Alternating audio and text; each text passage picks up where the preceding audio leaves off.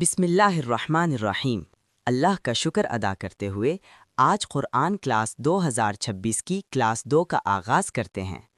قرآن کی زبان عربی ہے اور پر اردو بولنے والوں کے لیے خصوصاً یہ زبان بہت آسان ہے، کیونکہ اگر ہم غور کریں تو قرآن کے 80% الفاظ اردو میں استعمال ہوتے ہیں۔ اسی طرح اردو اور عربی کے حروف تہجی بھی ایک جیسے ہیں، صرف ان کے پڑھنے میں تھوڑا فرق ہے۔ اردو میں اسے حروف تہجی اور عربی میں اسے حروف ہجا کہتے ہیں۔ عربی میں حروف ہجا کے بعد اہم چیز حرکات ہیں۔ اہم حرکات زبر، زیر، پیش، تنوین ہیں۔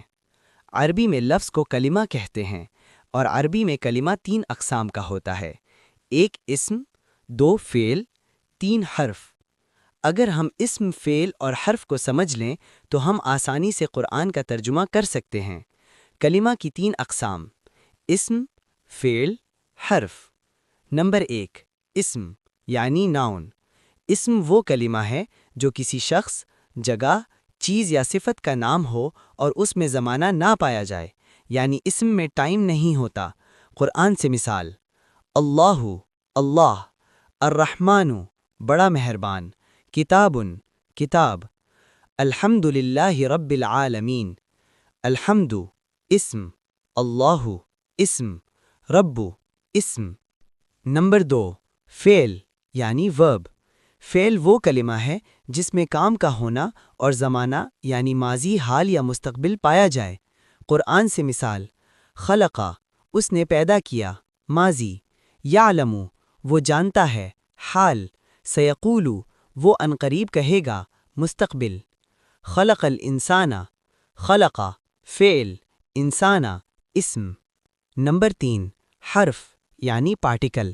تعریف: حرف وہ کلمہ ہے جس کا اپنا مکمل معنی نہیں ہوتا بلکہ دوسرے الفاظ کے ساتھ مل کر معنی دیتا ہے۔ قرآن سے مثال: فی، میں، من، سے، الی، طرف، علی، پر۔ فی السماء، فی حرف، السماء اسم۔ اسم، فعل اور حرف کی بنیادی تعریف سیکھنے کے بعد ہم ان تینوں کو تفصیل سے پڑھیں گے۔ اسم کو سمجھنا قرآن فہم کی بنیاد ہے، کیونکہ قرآن میں آنے والے زیادہ تر الفاظ اسم ہوتے ہیں۔ لیکن صرف اسم کو پہچان لینا کافی نہیں، بلکہ ہمیں اس کے مختلف پہلوؤں کو بھی سمجھنا ضروری ہے۔ آج ہم اسم کے 4 اہم پہلوؤں پر غور کریں گے۔ 1 اسم کی جنس یعنی جینڈر۔ سب سے پہلے ہے اسم کی جنس، یعنی یہ دیکھنا کہ اسم مذکر ہے یا مؤنث۔ جیسے رجلن مطلب مرد، مذکر، امراتن مطلب عورت، مؤنث۔ قرآن میں بھی ہمیں یہ فرق سمجھنا ہوتا ہے، کیونکہ اس کے مطابق الفاظ بدل جاتے ہیں۔ 2 اسم کا عدد یعنی نمبر۔ دوسرا پہلو ہے عدد، یعنی یہ دیکھنا کہ اسم واحد ہے یعنی ایک یا جمع ہے یعنی زیادہ۔ جیسے کتابن مطلب ایک کتاب، کتبن مطلب کئی کتابیں۔ یہ فرق سمجھنا اس لیے ضروری ہے کیونکہ جملے کی ساخت اس کے مطابق بدلتی ہے۔ 3 اسم کی وسعت یعنی ڈیفینٹنس۔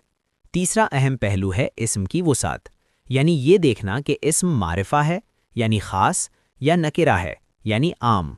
جیسے کتابن مطلب کوئی کتاب، نکرہ۔ الکتابو مطلب وہ خاص کتاب، معرفہ۔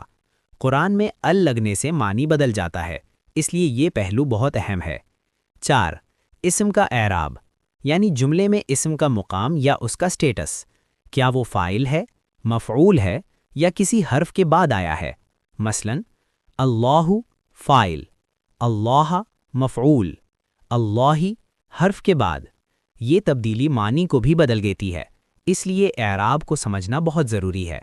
خلاصہ: اسم کو مکمل سمجھنے کے لیے ہمیں 4 چیزیں دیکھنی ہیں: جنس مذکر یا مؤنث، عدد واحد یا جمع، وسعت معرفہ یا نکرہ، اعراب جملے میں مقام۔ اگر آپ ان 4 پہلوؤں کو سمجھ لیں تو قرآن کے جملے آپ کے لیے بہت آسان ہو جائیں گے۔ قرآن سے جڑنے اور دوسروں کو قرآن سے جوڑنے کے لیے چینل کو سبسکرائب، لائک اور شیئر کریں۔